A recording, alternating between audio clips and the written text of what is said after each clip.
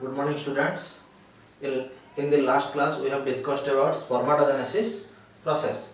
Today, we will discuss the oogenesis process. So, oogenesis process क्या है ना? It's like spermatogenesis only. उसका जो phase है oogenesis का, it's similar to spermatogenesis. Spermatogenesis had three phases: multiplication phase, growth phase, maturation phase. यहाँ पे भी तीन फेज है, वही तीन phase multiplication, growth and maturation, सिर्फ नाम बदल गया है। यहाँ पे क्या था ना, वहां पे था स्पर्माटोगोनिया, यहाँ पे क्या है ना oogonia। यहाँ पे था प्राइमरी स्पर्माटोसाइट, यहाँ पे हो गया oocyte। सेकेंडरी स्पर्माटोसाइट वहां पे था, यहाँ पे हो गया सेकेंडरी oocyte। और लास्ट में क्या निकलता था ना, स्पर्म, यहाँ पे ovule. So now we will discuss the detail. We will discuss all the events of oogenesis in detail. So क्या होता है ना, oogenesis कहाँ से शुरू होता है ना, it takes place in Graafian follicle। ये टर्म याद रखना, oogenesis कहाँ होता है ना, Graafian follicle में वो अगर होता है, या फिर उस जगह पे ही oogenesis का प्रोसेस इनिशिएट होता है। Actually oogenesis, spermatogenesis process is initiated after puberty। जो 12-13 साल का जो ईयर है ना, उसके बाद after attainment of puberty spermatogenesis occurs, but oogenesis process was initiated in the embryonic stages. जब मां की पेट में एम्ब्रियो फॉर्मेशन हो रहा होगा, उसी टाइम से ये oogonia का फॉर्मेशन हो गया होगा। सो इसीलिए यहाँ पे ये जो फॉर्मेशन ऑफ oogonia वो एम्ब्रियोनिक स्टेज में हो जाता है। कितना oogonia एक लड़की के अंदर रहेगा या फिर एक फीमेल के अंदर रहेगा, that is pre determined. After birth no more oogonia are added. Birth के बाद में कोई oogonia और ऐड नहीं हो सकता। सो यहाँ पे क्या होगा ना, there are some primordial germ cells. Ovary का जो लाइनिंग है, it was lined with germinal epithelium. वो जर्मिनल एपिथेलियम से कुछ सेल वहां से निकल आते हैं और क्या बनाते हैं ना, उसको हम बोलते हैं प्राइमोर्डियल जर्म सेल्स। उसी प्राइमोर्डियल जर्म सेल से क्या बनता है ना, oogonia। They undergo differentiation and form oogonia, और वी कैन से दैट एक मदर सेल, oogonia और एक मदर सेल। oogonia का क्या होता है ना, माइटोसिस होता है, और फिर वहां पे एक से दो से चार ऐसे वो oogonia बनाते हैं। ये फेज को हम लोग मल्टीप्लिकेशन फेज बोलते हैं, जो कि फेटल स्टेजेस में होता है। उसके बाद द सेकेंड फेज आया। यहाँ पे क्या होता है, ये जो स्टेज होता है, इस जगह पे दे बिकेम सिस्ट, और वहां पे ये जो फेटल लाइफ के बाद आफ्टर बर्थ के बाद अप टू प्यूबर्टी,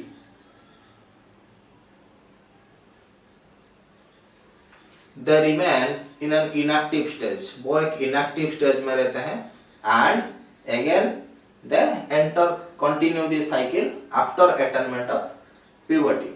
यहाँ पे क्या होता है ना, उसके बाद ग्रोथ फेज होता है। ग्रोथ फेज में क्या होगा ना, oogonia के अंदर यॉक जमा हो जाएगा। यॉक जमा हो जाने से बाद उसका जो साइज वो ऑलमोस्ट डबल हो जाएगा, बड़ा हो जाएगा। उसी टाइम उसको हम बोलेंगे प्राइमरी oocyte बोलेंगे। देन क्या होगा, जब प्राइमरी oocyte बनने के बाद उसका फर्स्ट मैच्योरेशन डिवीजन और मियोसिस 1, उसका मैच्योरेशन फेज में वो एंट्री करेगा। पहला फेज क्या था, मल्टीप्लिकेशन फेज, नंबर बढ़ गया। दूसरा फेज था क्या ना, ग्रोथ फेज। ग्रोथ फेज में क्या हुआ ना, साइज इंक्रीज हो गया। और जो लास्ट फेज था मैच्योरेशन फेज। ये maturation phase, there are two maturation phases, first maturation phase, second maturation phase. First maturation phase में क्या होता है ना, उसको मियोसिस 1। यहाँ पे primary oocyte undergoes reductional division to form secondary oocyte and first polar body। यहाँ पे क्या होता है ना, अनइक्वल डिवीजन होता है।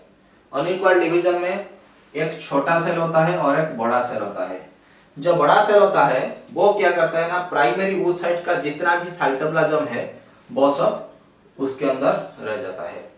बाकी उसका जो न्यूक्लियस था वो डिवाइड हो जाता है। न्यूक्लियस का एक हिस्सा इसमें आता है सेकेंडरी oocyte में, और न्यूक्लियस का दूसरा हिस्सा ये जो पोलर बॉडी और पोलोसाइट बोलते हैं उसी में आ जाता है। ये पोलर बॉडी के अंदर न्यूक्लियस है लेकिन साइटोप्लाज्म नहीं है। We know that a cell is nothing without cytoplasm। अगर सेल के अंदर साइटोप्लाज्म नहीं होगा तो सेल का कोई अस्तित्व ही नहीं है। तो यहाँ पे क्या होगा ना, after meiosis 1 there is the formation of first polar body and secondary oocyte। ये polar body क्या करता है ना, either it may divide into two, again two polar body में ये divide कर सकता है और it may degenerate immediately। This secondary oocyte ये ग्राफियन फॉलिकल के अंदर रहता है। जो मैच्योर ओवारियन फॉलिकल है उसको हम ग्राफियन फॉलिकल बोलते हैं। ये ग्राफियन फॉलिकल के अंदर में क्या मिलेगा ना, ये सेकेंडरी oocyte मिलेगा।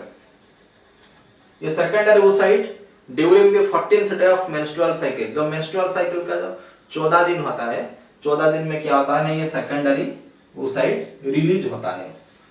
जो प्रोसेस है उसको हम बोलते हैं ovulation. Remember the word, ovulation का टाइम में क्या होता है ना, वी आर सेइंग ओव्यूलेशन का टाइम में ओव्यूम रिलीज होता है, but it's not ovum, it's actually secondary oocyte। सो ये टर्म याद रखना, एंट्रेंस में आता है ये क्वेश्चन। उसके बाद क्या होगा ना, ये वही उसी स्टेज में अगर फर्टिलाइजेशन हो गया, स्पर्मा के ओव्यूम से मिल गया, स्पर्मा के सेकेंडरी oocyte से मिल गया, then this second maturation division will take place. अगर स्पर्म आके ओव्यूम से नहीं मिला, स्पर्म आके ओव्यूम से नहीं मिला तो फिर क्या होगा ना, it will undergo A quiescent stage. वो एक वैसे स्टेज में रह जाएगा, वो फिर से नया मेंस्ट्रुअल साइकिल में एंट्री करेगा और सेकेंडरी oocyte का प्रोडक्शन करता रहेगा। सो तब ये meiosis 2 कब होता है ना, when sperm attaches to ovum. अगर एक स्पर्म ओव्यूम से अटैच हो गया ड्यूरिंग फर्टिलाइजेशन टाइम, meiosis 2 और second maturation division occur। Remember this thing, meiosis 2 और second maturation division occurs only during the attachment of sperm with the ovum। सो यहाँ पे हम लोग क्या बोलते हैं ना, ooted बोलते हैं उसको। ooted डिफरेंशिएट होके ओव्यूम बनता है। सो ooted इज समथिंग, ooted के डिफरेंशिएशन बाद ओव्यूम होता है। सो और एक बार बोल रहा हूँ, जो पहला क्या था ना, ये 2n थे, oogonia। oogonia से क्या हुआ ना, प्राइमरी oocyte। प्राइमरी oocyte से क्या हुआ ना, secondary oocyte and first polar body. Secondary oocyte से ooted and second polar body. And ooted से क्या हुआ ना, डिफरेंशिएशन होके ना, ooted से डिफरेंशिएशन होके क्या होना ना, ये फंक्शनल ओव्यूम। यहाँ पे क्या है ना, इट्स नॉट लाइक स्पर्माटोजेनेसिस। स्पर्माटोजेनेसिस का जो प्रोसेस था, it's a continuous process, but it's a discontinuous process. यहाँ पे क्या होता है ना, थोड़ा थोड़ा चेक पॉइंट्स है। चेक पॉइंट्स का मतलब यहाँ पे कुछ इतना तक वो जो स्टेजेस है वो क्या होता है ना, ड्यूरिंग एम्ब्रियोनिक टाइम, और ये जो बार्थ के बाद अप टू प्यूबर्टी, यहाँ पे ये प्राइमरी oocyte स्टेजेस में वही रह जाता है। उसका जो ग्रोथ होता है, I will detail in discuss about वो ग्रोथ का पैटर्न कैसा होता है। एंड उसके बाद जो मैच्योरेशन फेज आता है वो भी कुछ स्टेजेस में होता है। फर्स्ट मैच्योरेशन होता है कहाँ पे ना, during ovulation time. Second maturation कहाँ पे होता है ना, during attachment of sperm to ovum और during the fertilization time. This is all about this schematic representation of oogenesis process. अभी देखते हैं oogenesis का डिटेल्ड प्रोसेस। ये जो oogenesis का प्रोसेस ये क्या है एक्चुअली ना, it is the process of formation and maturation of ovum in ovary. Formation and maturation of ovum, जो उसका जो एंड प्रोडक्ट क्या होगा oogenesis प्रोसेस में ना, ओव्यूम होगा। कहाँ पे होगा ये प्रोसेस ना, ओवरी में। It takes place in graafian follicle. Graafian follicle क्या है ना, मैच्योर ओवारियन फॉलिकल, याद रखना।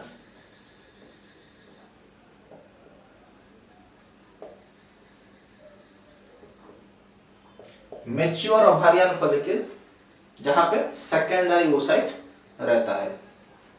The inner wall of ovary is lined with germinal epithelium, ये टर्म याद रखना। ओवरी का जो इनर लाइनिंग है वहां पे कौन सा एपिथेलियम है ना, जर्मिनल एपिथेलियम है, क्यूबॉइडल जर्मिनल एपिथेलियम।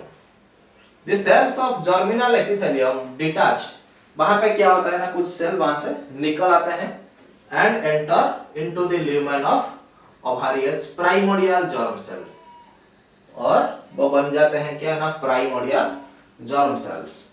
और we can say that these are actually, अगर ऊगनिया जो मदर सेल हुआ तो ये क्या हुआ ना, ग्रैंड मदर हुआ। कैसे पता चलेगा कौन सा सेल प्राइमोर्डियल जर्म सेल है ना, these are larger in size having large nuclei, उनका थोड़ा जो साइज होगा वो in comparison to other cell it will be large। और ये प्राइमोर्डियल जर्म सेल अभी क्या होगा ना, सीरीज ऑफ फेजेस, 3 फेज में एंट्री करेंगे, multiplication phase, growth phase, maturation phase entry करेंगे and they will become a functional ovum. अभी देखते हैं ये प्राइमोर्डियल जर्म सेल से कैसे एक फंक्शनल अव्यूह होता है ना। पहला जो फेज है multiplication phase. The primordial germ cells of germinal epithelium undergoes repeated mitosis, यहाँ पे क्या होता है ना, माइटोटिक डिफरेंशिएशन, और they undergo repeated, वो बार बार उनका डिफरेंशिएशन डिवीजन होगा। एज ए रिजल्ट उसके बाद क्या होगा ना, लार्ज नंबर ऑफ oogonia, और we can say that egg mother cells are formed. egg mother cells, so if oogonia is the egg mother cell, then primordial germ cells are the egg grandmothers। समझ में आ रहा है? Actually ये जो process होता है oogenesis प्रोसेस, मैंने वही बात वो डायग्राम में फ्लो चार्ट में समझा रहा था। This process is initiated in embryonic stage. Spermatogenesis क्या होता है ना, आफ्टर अटेनमेंट ऑफ प्यूबर्टी शुरू होता है, लेकिन ये जो oogenesis का प्रोसेस है ये एक कॉम्प्लिकेटेड प्रोसेस है in comparison to spermatogenesis. Embryonic stage में शुरू हो जाता है when millions of oogonia are formed within each ovary. एक ओवरी में जो 2 ओवरी है ना, राइट एंड लेफ्ट ओवरी, एक ओवरी में millions of oogonia are formed. ये टर्म याद रखना। No more oogonia are formed and added after birth. Birth के बाद में no more oogonia will be formed yet। so इसीलिए जो डॉटर का कितना oogonia होगा, डॉटर का ओव्यूम कैसा रहेगा, how many numbers of ovum it will produce during its whole reproductive cycle, ये सब डिपेंड करता है उसकी मदर के ऊपर। अभी तो ये बात पता चल गया हमको, हाँ, no more oogonia are formed after birth। Birth के बाद कोई और oogonia ऐड नहीं हो सकता ना। जो oogonia ड्यूरिंग एम्ब्रियोनिक स्टेज बनता है उसका क्या होगा ना, oogonia multiply by mitotic division, उसका माइटोसिस होगा, which project into stroma of ovary as a cord called egg tube of Flöger। ये टर्म याद रखना, egg tube of Flöger। ये क्या है egg tube of Flöger ना, suppose this is the structure of an ovary. यहाँ पे क्या होता है ना, ये जो जाता है ये एक कॉर्ड की तरह जाता है, यहाँ से शुरू होता है। तो इसी को बोलते हैं हम एक ट्यूब ऑफ फ्लोजर, क्योंकि यहीं पे सब ओवरियन फॉलिकल रहते हैं। ये जो ट्यूब बनता है ना, ये ट्यूब में ही सब ओवरियन फॉलिकल रहते हैं। The egg tube becomes a round mass called egg nest. ये एग ट्यूब, यहाँ पे क्या होगा ना, जब एग ट्यूब में बहुत सारे एग इकट्ठा हो जाएंगे उसको हम बोलते हैं एग नेस्ट। वो एक बंच लाइक स्ट्रक्चर हो जाएगा। One cell in the egg nest, उसी एग नेस्ट में एक सेल क्या होगा, one cell in the egg nest grows and enters into prophase 1, वो बढ़ जाएगा और प्रोफेज 1 में एंटर करेगा of meiosis and get temporarily arrested at diplotene stage. ये बहुत इंपॉर्टेंट टर्म है। कहाँ पे अरेस्ट होकर रहेगा, मैं जो बोल रहा था ना, सीज हो जाएगा। ये डिप्लोटिन फेज में वो थोड़ा क्विसेंट स्टेज और इनएक्टिव फॉर्म में वो चला जाएगा एंड बिकम प्राइमरी oocyte। उसी टाइम में हम लोग उसको क्या बोलेंगे ना, वो जो एग सेल था और फिर जो ग्रोइंग एग सेल था उसको हम बोलेंगे primary oocyte। So primary oocyte क्या है पता चला। अदर ओगनिया एक तो आगे चल गया, बाकी जो पीछे रह गए वो क्या होंगे ना। Other oogonia in the nest form the follicular epithelium. बाकी जो रह गए वो क्या बनाएंगे ना, फॉलिकुलर एपिथेलियम बनाएंगे। और we can say that granulosa cells. और जो ग्रैन्युलोसा सेल उसका काम क्या है ना, round the follicular, round the primary oocyte and protect and nourish it. वो क्या करेंगे ना, अगर ये है प्राइमरी oocyte, ये थोड़ा आगे चल गया, बाकी जो पीछे रह गए उनको पता उस टाइम में they very well knew that हम लोग उससे आगे नहीं जा सकते ना, this is the dominant follicle. वो क्या करेंगे ना, उसके चारों तरफ रह जाएंगे। ठीक है, हमारे तो हम लोग तो उसके आगे नहीं जा सकते, ठीक है, उसको हम अभी प्रोटेक्ट करते हैं, नोरिश करते हैं। सो वो क्या करेंगे ना, जो प्राइमरी oocyte को नोरिश करना शुरू कर देंगे। Now this structure is called primary follicle. यहाँ पे बच्चे लोग कंफ्यूज होते हैं, वो क्या होता है ना, प्राइमरी oocyte प्राइमरी फॉलिकल, ये जो दो टर्म है दोनों में से कंफ्यूजन थोड़ा आता है बच्चे लोग को। There will be no confusion. Primary oocyte plus granulosa cell. Primary oocyte की चारों तरफ अगर ग्रैन्युलोसा सेल इकट्ठा हो गया, जमा हो गया, तो उसके बाद जो स्ट्रक्चर बनता है उसको हम बोलते हैं प्राइमरी फॉलिकल। समझ में आ रहा है? Then primary oocyte plus follicular epithelium, or we can say that granulosa cell is known as primary follicle. A large number of primary follicle, ये जो primary follicle है, a large number of follicles degenerate from birth to puberty. ये जो birth to puberty up to 13 years of age, 12 to 13 years of age जो है, उसी period में जो 10 से 12-13 साल के बीच में large number of follicles degenerate. At birth around 2.5 million, ये डाटा याद रखना। बार्थ के टाइम में क्या होता है ना, around 2.5 million primary follicles are found in each ovary.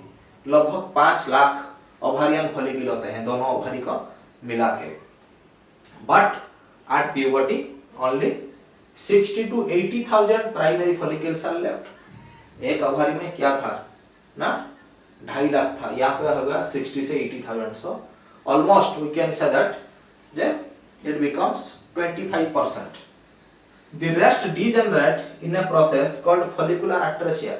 बाकी ये जो 75% प्राइमरी फॉलिकल जो डीजेनरेट हो गए, जो डिसइंटीग्रेट हो गए, उसका प्रोसेस क्या है ना, फॉलिकुलर एट्रेसिया। ये टर्म भी बहुत इंपॉर्टेंट टर्म है, याद रखना। फॉलिकुलर एट्रेसिया, एट्रेसिया का मीनिंग क्या है ना, डिमिनिशिंग। ये फॉलिकल धीरे धीरे डिमिनिश हो जाएंगे। The follicle that develops further is called dominant follicle। मैंने ये टर्म उस टाइम में बता रहा था। यहाँ पे बहुत सारे फॉलिकल होंगे, लेकिन उनमें से क्या होगा ना, एक फॉलिकल थोड़ा आगे चला जाएगा, उसको हम डोमिनेंट फॉलिकल बोलते हैं। बाकी जो फॉलिकल्स जो पीछे रह गए हैं वो सब ग्रैन्युलोसा सेल बन जाएंगे, और जो प्राइमरी फॉलिकल था उसको प्रोटेक्ट करेंगे, प्राइमरी oocyte था उसको प्रोटेक्ट करेंगे।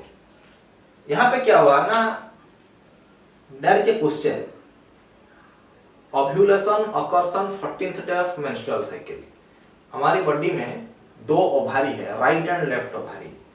सो if you consider the technical aspect, there should be 2 ovum at a time. एक टाइम में 2 ओवारी से 2 ओव्यूम आना चाहिए, लेकिन ओव्यूलेशन के टाइम में एक ही ओव्यूम आता है। क्यों आता है?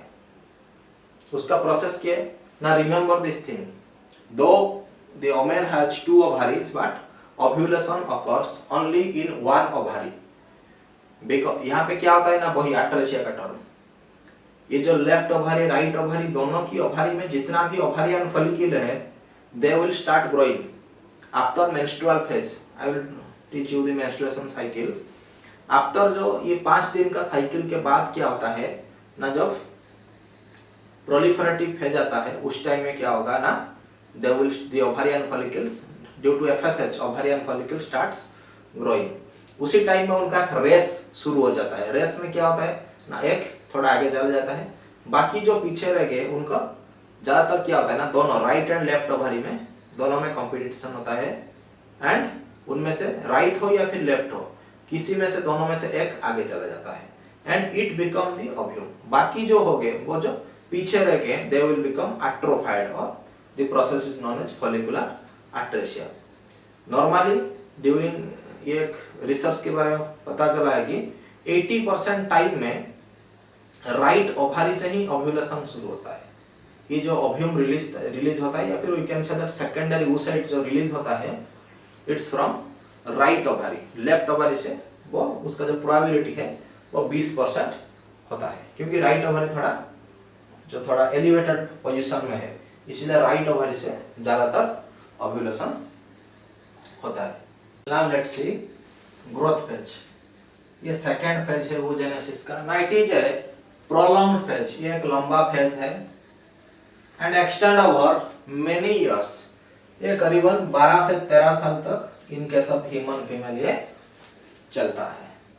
यहाँ पे क्या होगा ना, मेन इवेंट्स क्या है ग्रोथ फेज में ना, इसका ग्रोथ फेज का मोटो क्या है ना, साइज को इंक्रीज करना। जो वहां पे प्राइमरी फॉलिकल था उसका साइज इंक्रीज कर देना। The primary follicle get surrounded by, ये प्राइमरी फॉलिकल क्या था ना, suppose this is the oogonia। oogonia के बाहर में क्या होगा ना, granulosa cell, this is the oogonia। oogonia के बाहर क्या होगा ना,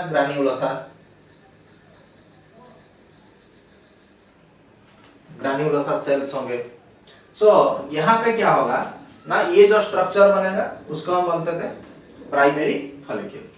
again these are surrounded by granulosa cell, more layers of granulosa cell. यहाँ पे क्या होगा ना, और भी ग्रैन्युलोसा सेल आके जमा होंगे, and theca cell. Theca cell कहाँ से आएंगे ना, जो स्ट्रोमा होता है, जो फ्लूइड होता है, जो फ्लूइड फिल्ड कैविटी, वहां से और एक लेयर आएगा, उसको हम स्ट्रोमा। यहाँ के अंदर क्या हुआ ना, oogonia है, और we can say that primary oocyte ना, ये प्राइमरी oocyte था। oogonia आप लोग नहीं बोलेंगे, प्राइमरी oocyte। प्राइमरी oocyte के बाहर क्या मिलेगा ना, ग्रैन्युलोसा सेल। ग्रैन्युलोसा सेल के बाहर अभी हमको क्या मिलेगा ना, थेका सेल। सो उसका 3 लेयर हो गया। So now it is known as secondary follicle. Primary follicle और सेकेंडरी फॉलिकल के बीच में डिफरेंस क्या पता चल रहा है ना, प्राइमरी फॉलिकल में क्या था ना, प्राइमरी oocyte था, प्लस उसके बाहर में क्या था ना, ग्रैन्युलोसा सेल्स था। सेकेंडरी फॉलिकल में क्या आया ना, वो प्राइमरी oocyte है, प्राइमरी oocyte वैसे ही वैसा रहेगा, प्लस उसके बाहर में क्या होगा ना, more layers of granulosa cell and theca layer.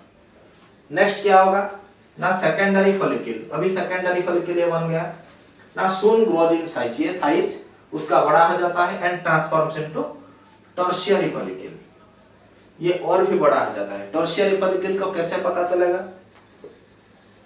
ना, suppose this is tertiary follicle.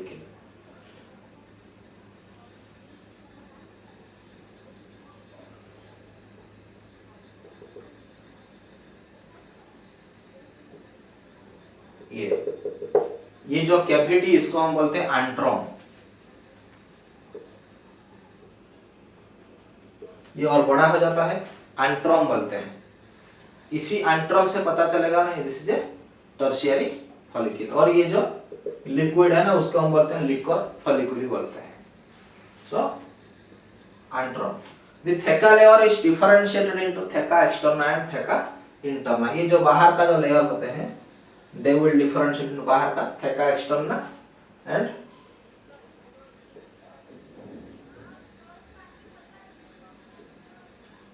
Interna. और एक बार बोल रहा हूं, प्राइमरी सेकेंडरी टर्शियरी फॉलिकल के बीच में डिफरेंस क्या है। प्राइमरी oocyte अलग है। प्राइमरी फॉलिकल में क्या होगा ना, प्राइमरी फॉलिकल के अंदर प्राइमरी oocyte होगा, और उसके चारों तरफ क्या होगा ना, ग्रैन्युलोसा सेल्स होंगे। उसके बाद क्या आया ना, सेकेंडरी फॉलिकल आया। सेकेंडरी फॉलिकल में क्या होगा ना primary follicle plus granulosa cells, more layers of granulosa cells plus theca layer, समझ में आ रहा है? So this is secondary follicle. Secondary से टर्शियरी हो जाएगा, टर्शियरी और भी बड़ा हो जाएगा। टर्शियरी में क्या होगा ना प्राइमरी oocyte उसके अंदर है plus theca layer plus granulosa cell, और यहाँ पे जो थेका लेयर है it is differentiated into theca externa, जो बाहर का लेयर होगा थेका एक्सटर्ना और जो इंटरनल लेयर होगा उसको थेका इंटरना बोलते हैं। और उसका जो मेन इंपॉर्टेंट टर्मिनोलॉजी है, मेन इंपॉर्टेंट कैरेक्टरिस्टिक फीचर है एंट्रम, फ्लूइड फील्ड कैविटी, और वो फ्लूइड का नाम क्या है ना liquor folliculi. So I think you will be able to know the differences between primary, secondary and tertiary follicle. Maturation phase, ये oogenesis का लास्ट फेज है। यहाँ पे क्या होता है ना, जो प्राइमरी oocyte था, प्राइमरी oocyte किसके अंदर था ना, टर्शियरी फॉलिकल के अंदर प्राइमरी oocyte था ना। The primary oocyte within the tertiary follicle, tertiary follicle के अंदर था, ग्रोज इन साइज, उसका साइज और भी बड़ा हो जाता है and undergoes fast unequal meiotic division और meiosis 1 to form a large haploid secondary oocyte and a small fast polar body. So यहाँ पे क्या होता है ना, दो सेल हो जाते हैं, दो सेल में एक बड़ा वाला unequal division, we are saying unequal का मतलब एक बड़ा वाला होगा और एक छोटा वाला होगा। यहाँ पे जो बड़ा वाला सेल होगा which retains the cytoplasm of the secondary oocyte which known as, which retain the cytoplasm of second your primary oocyte is known as secondary oocyte, and the small part, or we can say that which contains only the nucleus portion is known as first polar body. The secondary oocyte retains the nutrient rich cytoplasm of the primary oocyte. Primary oocyte का जो भी nutrient वो cytoplasm था सब secondary oocyte में transfer हो गए, and the small structure और द स्मॉल सेल उसको जो बोलते हैं फर्स्ट पोलर बॉडी और polocyte also we can say that में डीजनरेट, क्योंकि without cytoplasm there will be no existence of the cell. वो डीजनरेट हो सकता है या फिर डिवाइड हो सकता है to give rise to two polar bodies. ज्यादातर ये दो पोलर बॉडी में फिर डिवाइड हो जाते हैं। फिर क्या होगा ना, the tertiary follicle further changes to mature graafian follicle. अभी क्या होगा ना, ये जो टर्शियरी फॉलिकल था वो ग्राफियन फॉलिकल में चेंज हो जाएगा। Already I have discussed about the structure of Graafian follicle. The secondary oocyte form A glycoprotein protected membrane, उसकी जो चारों तरफ क्या करेगा ना एक प्रोटेक्टेड मेम्ब्रेन वो बनाएगा, उसको हम बोलते हैं जोना पेलुसिडा, और वो किससे बनाया हुआ है ना, ग्लाइकोप्रोटीन से बनाया हुआ है, ये याद रखना। Now the graafian follicle ruptures to release secondary oocyte। अभी क्या होगा ना, during 14th day of menstruation ये ग्राफियन फॉलिकल रिलीज ये बस्ट हो जाएगा by a process known as ovulation. Ovulation के प्रोसेस में ओव्यूम रिलीज नहीं होता है, ओव्यूलेशन के प्रोसेस में सेकेंडरी oocyte रिलीज होता है। The maturation of secondary oocyte, ये जो सेकेंडरी oocyte रिलीज हुआ अभी भी ये इमेच्योर है, उसका जो फुल्ली डेवलपमेंटल प्रोसेस कंप्लीट नहीं हुआ है। उसका मैच्योरेशन कहां कंप्लीट होगा, the maturation of secondary oocyte is completed in the fallopian tube. Remember ये fallopian ट्यूब बहुत इंपॉर्टेंट है। Fertilisation takes place in fallopian tube, maturation of secondary oocyte occurs in fallopian tube by meiosis 2, or we can say that second unequal maturation division, meiosis 2 or second unequal maturation division which produces a larger cell। यहाँ पे होगा वो same process, एक बड़ा वाला cell होगा उसको बोलते हैं oocyte, एक छोटा वाला सेल होगा उसको हम बोलते हैं second polar body.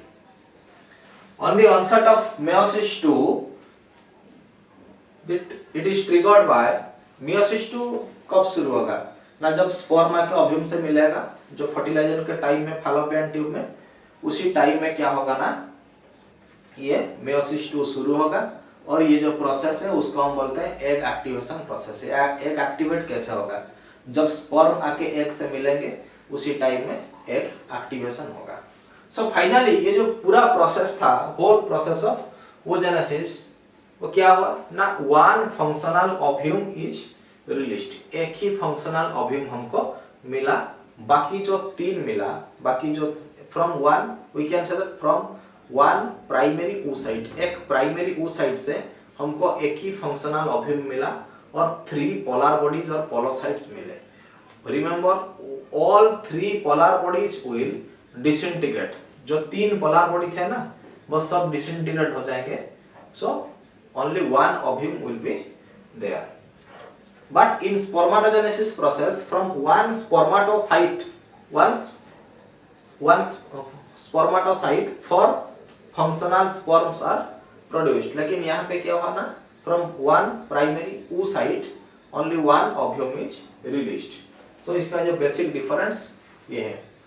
So I think you all will be able to explain and write about the whole process of oogenesis।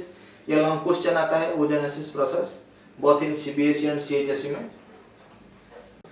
Difference between spermatogenesis and oogenesis, ये दोनों खुद एक एक लॉन्ग क्वेश्चन है। स्पर्मेटोजेनेसिस भी एक लॉन्ग क्वेश्चन है, oogenesis भी एक लॉन्ग क्वेश्चन है। उनके बीच में क्या क्या बेसिक डिफरेंसेस है अभी देखते हैं ना। स्पर्मेटोजेनेसिस ऑकर्स इन टेस्टिस और मेल गोनाड, ये मेल गोनाड में होता है, ये ओवारिया फीमेल गोनाड में होता है। You can write also male gonad, female gonad. Okay, next क्या हुआ ना, it leads to form male gametes. ये जो पूरा प्रोसेस चलता है स्पर्मेटोजेनेसिस प्रोसेस, उसका जो अल्टीमेट प्रोडक्ट क्या है ना, मेल गैमेट और स्पर्म, मेल गैमेट और स्पर्म। सिमिलरली oogenesis का जो पूरा प्रोसेस चलता है, उसका जो अल्टीमेट प्रोडक्ट क्या है ना, फीमेल गैमेट और ओव्यूम। तीसरा पॉइंट क्या आएगा ना, लिमिटेड ग्रोथ फेज। स्पर्मेटोजेनेसिस का जो ग्रोथ फेज था वहां पे क्या होता था ना, सोटली सेल से कुछ न्यूट्रिटिव मटेरियल आता था और प्राइमरी oocyte का जो साइज वो बढ़ जाता था। लेकिन यहाँ पे क्या होता है ना, एलाबोरेटेड ग्रोथ फेज। यहाँ पे क्या हुआ ना, प्राइमरी फॉलिकल, प्राइमरी फॉलिकल से सेकेंडरी फॉलिकल, सेकेंडरी से टर्शियरी फॉलिकल। सो ये जो उसका जो ग्रोथ फेज थोड़ा एलाबोरेटेड है। Then each primary spermatocyte gives rise to 4 sperm. एक प्राइमरी स्पर्मेटोसाइट से हमको कितना स्पर्म मिलता था ना, 4 स्पर्म, 4 फंक्शनल स्पर्मेटोजोआ हमको मिलता था।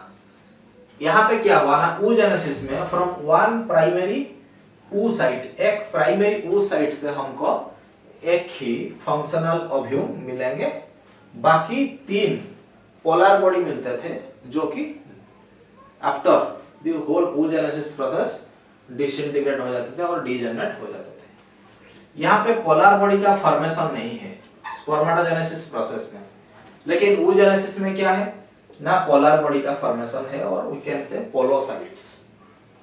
This process is completed within testis. ये जो पूरा स्पर्मेटोजेनेसिस का प्रोसेस चलता है ये टेस्टिस के अंदर ही शुरू होता है और टेस्टिस के अंदर ही खत्म होता है।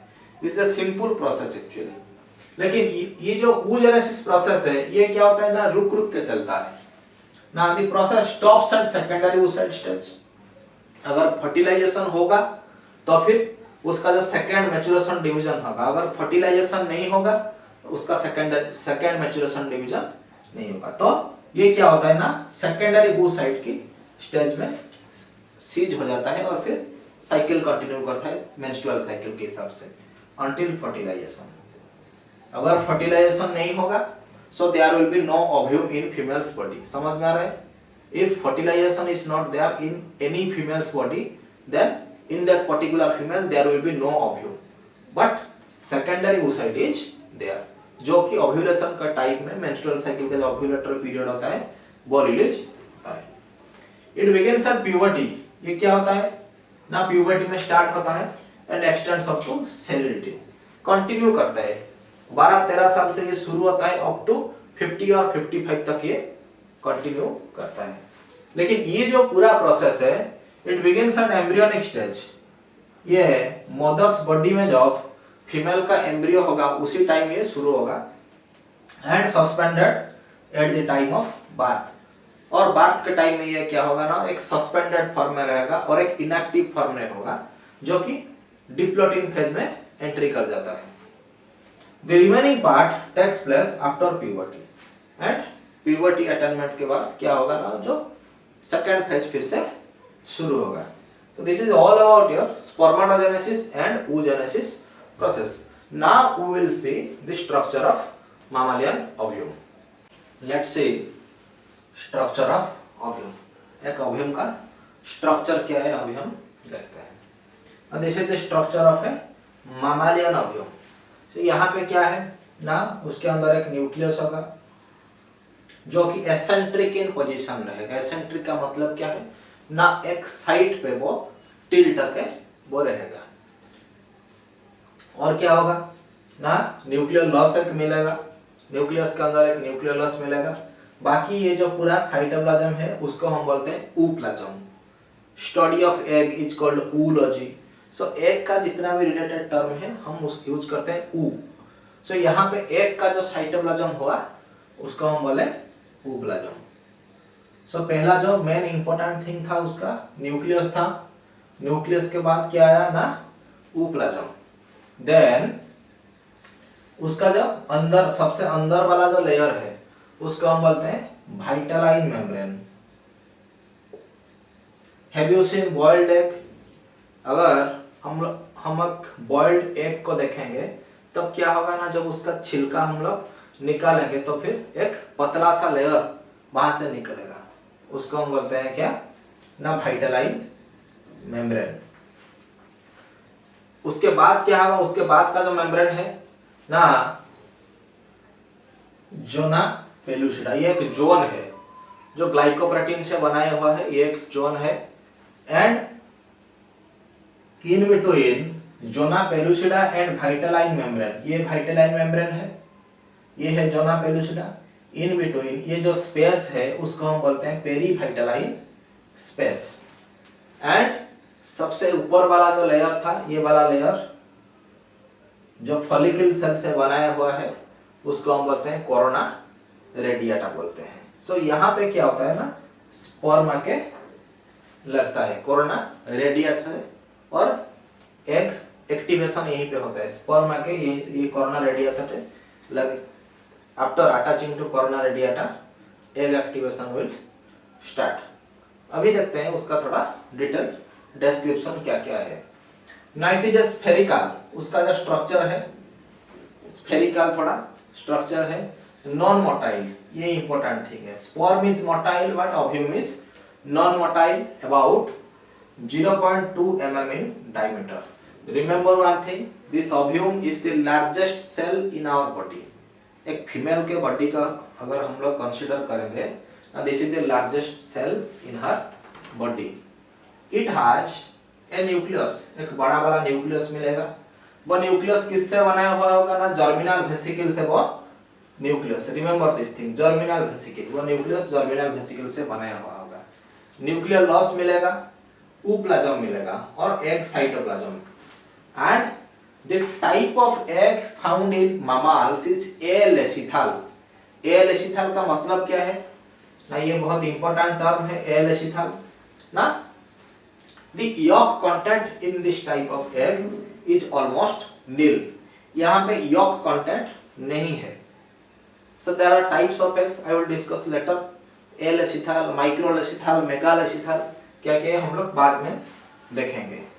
और क्या है उसका कैरेक्टरिस्टिक, एसेंट्रिक इन पोजीशन। एसेंट्रिक का मतलब क्या ना, एक साइड का वो टिल्ट हुआ है, उसका जो न्यूक्लियस का position. This side with nucleus and polar body, suppose this side nucleus is here and polar body will be here, सो इस साइड को हम लोग क्या बोलेंगे ना, एनिमल पोल। इस पोल से एनिमल निकलेगा, animal pole. And opposite side is called vegetal pole. ये जो पीछे वाला साइड है उसको हम बोलते हैं वेजिटल पोल। अगर हम लोग एक बॉइल्ड एग को देखेंगे तो हमको पता चलेगा एग का एक जो पीछे वाला पोर्शन होता है ना, वो ऊपर वाला जो पोर्शन होता है वो थोड़ा पतला रहता है, और जो नीचे वाला एक पोर्शन होता है वो थोड़ा मोटा वाला पोर्शन रहता है। सो जो ऊपर वाला पोर्शन होता है उसको हम बोलते हैं ज्यादातर एनिमल पोल, और जो नीचे वाला पोर्शन होता है उसको हम बोलते हैं vegetal pole. It has 4 membranes. इसका 4 मेम्ब्रेन है एक का ना, हम लोग चारों को डिस्कस कर दिया है ना। पहला वाला जो मेम्ब्रेन था प्लाज्मा मेम्ब्रेन और उलेमा, it is the innermost layer, ये सबसे अंदर वाला लेयर है।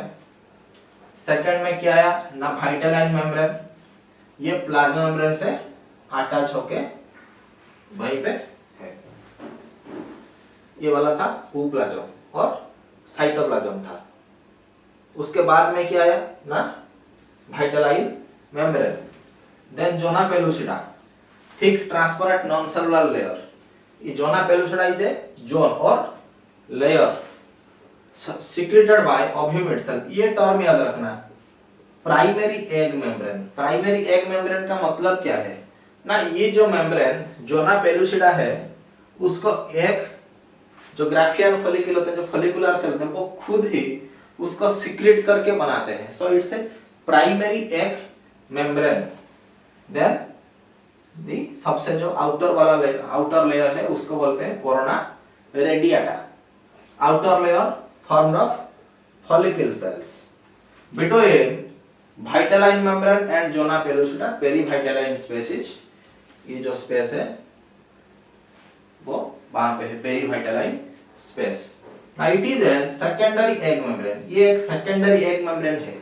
क्यों ये एक सेकेंडरी एग मेम्ब्रेन है ना, it is not secreted by ovum itself. ये बाद में क्या होगा ना, ओव्यूम हो जाने के बाद में ये फॉलिकल सेल वहां पे जमा होते हैं, अरेंज होते हैं, और वो जो लेयर है उसको बनाते हैं।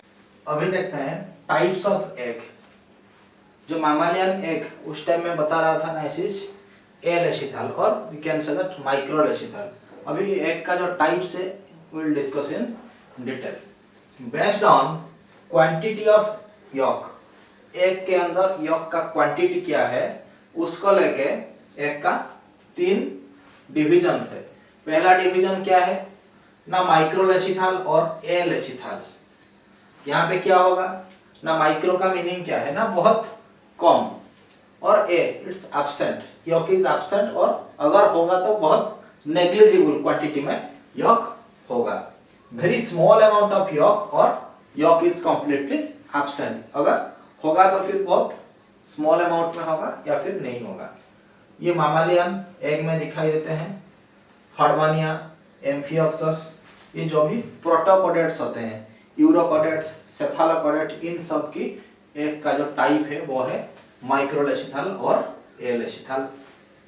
उसके बाद आया सेकंड मेजोलेशिथल। यहाँ पे क्या होगा ना, मॉडरेट क्वांटिटी ऑफ यॉक। यहाँ पे जो यॉक का क्वांटिटी होगा ज्यादा, जो एक्स्ट्रा लार्ज, जो एक का साइज भी नहीं होगा या फिर एक का साइज भी बहुत छोटा नहीं होगा। सो इसीलिए क्या है ना, मॉडरेट क्वांटिटी का यॉक यहाँ पे रहेगा जो ठीक ठाक है। एम्फीबियंस का एक lamprey, Dipnoi, lamprey we can say that Petromyzon, वो एक साइक्लोस्टोम है। डिप्नोई क्या है ना, लॉन्ग फिशेस है ना, this is the connecting link between fishes and amphibians. ये याद रखना, Dipnoi connecting link between fishes and amphibians. उसके बाद जो थर्ड वाला टाइप आया मैक्रोलेशिथल और मेगालेशिथल और पॉलीलेशिथल। इसका मतलब क्या है ना, यहाँ पे जो एग का क्वांटिटी होगा वो बहुत ही लार्ज क्वांटिटी में रहेगा, लार्ज अमाउंट ऑफ यॉक। उसका एग्जांपल क्या है ना, बर्ड्स का egg, reptiles, fishes, egg laying mammals, prototherians like platypus. ये जो जितना भी एनिमल्स है उनका जो एग का साइज भी बड़ा है और उसका यॉक का जो क्वांटिटी भी ज्यादा होगा। सो क्वांटिटी ऑफ यॉक को लेकर हम लोग एग को 3 टाइप्स में डिवाइड किए। माइक्रो, यहाँ पे क्या होगा ना यॉक का क्वांटिटी नहीं रहेगा, यहाँ पे क्या होगा ना थोड़ा मॉडरेट क्वांटिटी में रहेगा, एंड मैक्रोलेसिथल में क्या होगा ना बहुत ज्यादा यॉक रहेगा। सिमिलरली डिस्ट्रीब्यूशन ऑफ यॉक, अगर हम लोग जो एग का टाइप उसका जो यॉक का डिस्ट्रीब्यूशन, एग के अंदर यॉक का डिस्ट्रीब्यूशन कैसे हुआ है, इसके अंदर इक्वली डिस्ट्रीब्यूटेड है या फिर अनइक्वली डिस्ट्रीब्यूटेड है, अगर उसका कंसीडर करेंगे तो एग का 4 टाइप्स है। पहला वाला टाइप है होमोलेसिथल और आइसोलेसिथल। आइसो का मीनिंग है क्या, सिमिलर। यहाँ पे क्या होगा ना throughout the cell yolk uniformly distribute होगा throughout the entire egg. ये किसमें दिखाई देता है ना, मामालियंस, एकाइनोडर्माटा, मोलस्का में ये दिखाई देता है। देन टेलोलेसिथल, टेलो का मतलब क्या है ना एक साइड में घुस जाना। यहाँ पे क्या होगा ना जो यॉक का जो कंसंट्रेशन होगा वेजिटल हाफ में मिलेगा, एनिमल हाफ में यॉक का कंसंट्रेशन ज्यादा नहीं मिलेगा। ये एम्फीबियन एग में दिखाई देता है। उसके बाद सेंट्रोलेसिथल, सेंटर में मिलेगा यॉक का जो बल्क क्वांटिटी को जो यॉक होता है वो सेंटर रीजन में मिलेगा। इंसेक्ट का एग उसका एग्जाम्पल है। उसके बाद जो लास्ट टाइप आया वो क्या है ना मेयोलेसिथल। ये मेयोलेसिथल इनके सब egg laying mammals, reptiles, birds जो कि लार्ज क्वांटिटी में यॉक, ज्यादातर ये जो मैक्रोलेसिथल एनिमल्स है उनमें ये दिखाई देता है। Very large quantity of York यहाँ पे दिखाई देता है। ऑक्युपाइज एंटायर साइटोप्लाज्म, ये पूरा साइटोप्लाज्म को ऑक्युपाई कर लेते हैं। लिविंग ओनली ए फ्री डिस्क लाइक एरिया, लेकिन यहाँ पे कुछ पूरा साइटोप्लाज्म को वो ऑक्युपाई कर लेते हैं, लेकिन यहाँ पे कुछ डिस्क लाइक एरिया को, छोटा वाला हिस्से को वो छोड़ देते हैं। क्यों छोड़ देते हैं ना टू अकोमोडेट न्यूक्लियस। समझ में आ रहा है ना, दे ऑक्युपाई द एंटायर एरिया, पूरा जो साइटोप्लाज्म का एरिया है, ऊप्लाज्म का एरिया है वो ऑक्युपाई कर लेते हैं, सिर्फ कुछ डिस्क लाइक एक एरिया को छोड़ देते हैं to accommodate the nucleus. Reptiles, birds, egg laying mammals ये सब एग्जांपल है।